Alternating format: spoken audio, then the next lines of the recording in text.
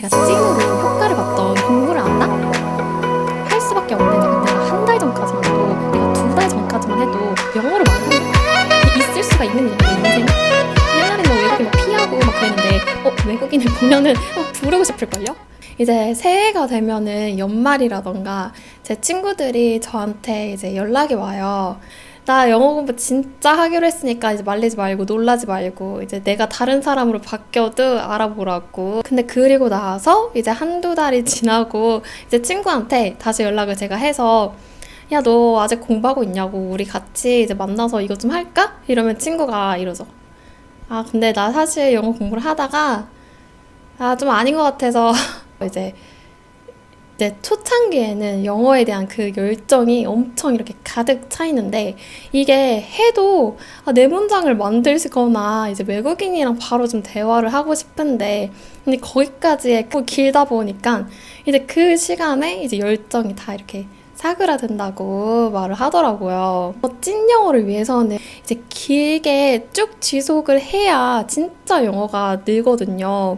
근데 이 지속을 하는 게 우리가 아무래도 이제 성격도 되게 급하고 이제 빨리빨리 결과가 좀 나야 내가 거기서 흥미를 붙여서 이제 영어 공부를 하는데 이거는 뭐 뭔가 성취감이 없다 보니까 이제 거기서 흥미를 그냥 쫙 읽게 되는 것 같아요. 근데 그런 분들을 위해서 제가 찐으로 효과를 봤던 방법은 뭐였냐면 오픽 시험을 준비를 하는 거예요.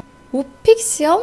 오픽 시험이 이제 뭔지를 모르시는 분들을 위해서 간략하게 설명을 하면 일상 영어 회화 시험이에요. 그러니까 어떤 질문이 영어로 나오면 내가 거기에다 대고 영어로 대답을 하면 되는 거죠. 여기서의 포인트는 바로 일상 영어 회화 시험이라는 데 있어요, 여러분. 영어 초보분들이 준비를 하려면 문장을 많이 외워야 할 거예요. 적어도 한 10개 주제에 관해서 이제 외워야 할 건데 일상 영어 회화 시험이라고 했잖아요. 그러다 보니까 이게 어떤 자기소개라든지 그리고 나에 대한 설명들을 위주로 해야 되거든요. 그리고 어떤 주제에 대한 내 견해 그리고 그러니까 모든 질문들이 다 나를 기점으로 이제 출발을 하게끔 되어 있어요. 이렇게 외우기만 하는 게 진짜 도움이 되냐고 이렇게 물어볼 수도 있을 것 같은데 여러분 그 Say No의 가르침이라고 그 책을 읽어보신 분들 있으실까요? 저도 읽었었는데 이제 그 책의 저자도 그러더라고요. 영어 각 주제별로 이제 많은 문장들을 외워라. 그러면 도움이 된다. 제가 그거를 보고 느꼈죠. 영어 공부를 독학을 한 사람은 이제 결국에 돌고 돌아서 그 암기까지 오게 되는구나. 뭐 쉐도잉을 하든 뭐 필사를 하든 어떤 공부를 하든 자기가 갖고 있는 문장이 많으면 많을수록 이제 그거를 내가 영어 회화에서 자연스럽게 녹여낼 수 있구나를 알게 되는 거예요. 그래서 이제 영어 암기에 대한 그 중요성을 결국에는 깨닫게 되는구나. 이런 생각을 했거든요. 근데 그런 의미에서 영어 오픽을 준비를 하면은 나에 대한 문장을 자연스럽게 외울 뿐만 아니라 그리고 이제 자격증까지도 한번 시험을 보게 되는 너무너무 좋은 경험이 되는 거잖아요. 그리고 여러분, 오픽 자격증이 약간 좀 비싸요. 그러다 보니까 이제 만약에 오픽 자격증을 신청을 했는데 내가 공부를 안 한다? 할 수밖에 없는 약간 강제성이 만들어지면서 할 수밖에 없어요. 그 기간은 한 달이나 두 달로 추천을 드려요. 세 달은 너무 길어서 지치고 한 달이나 두 달 동안 진짜 빡세게 해서 문장을 짜르륵 외워서 한번 시험을 봐보시는 거를 강력 추천을 드립니다. 여러분들 시험이 끝나면 어떤 일이 벌어지냐면 내가 한 달 전까지만 해도 내가 두 달 전까지만 해도 영어로 말을 한다? 이게 있을 수가 있는 일인가 내 인생에? 근데 이게 가능하네? 내가 영어로 이렇게 긴 문장을 말을 한다고? 이게 무슨 일이지? 그게 진짜 잊을 수 없는 동기부여가 될 거예요. 그리고 거기서 끝이 아니죠. 이제 영어 자격증 시험을 봤잖아요.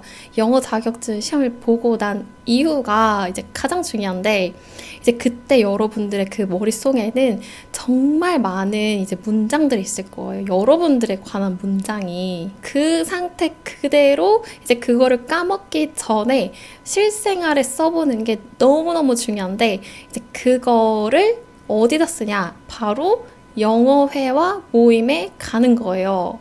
이제 외국인이랑 한번 얘기를 해보는 거죠. 그때 되면은 느끼시겠지만, 내가 그전에는 이제 나에 대해서 말을 좀 못하잖아요. 그런데 이제 나에 대한 문장이 갖고 있는 게 많다 보니까, 옛날에는 막 외국인 막 피하고 막 그랬는데, 외국인을 보면은 막 부르고 싶을걸요? 그리고 그렇게 외국인이랑 얘기를 해본 그 경험은 여러분들이 과연 잊을 수 있을까요? 그 경험을 토대로 여러분들은 이렇게 느끼실 거예요. 아, 영어를 한다는 건 이런 기분이구나. 외국인이랑 얘기를 한다는 건 이런 기분이구나.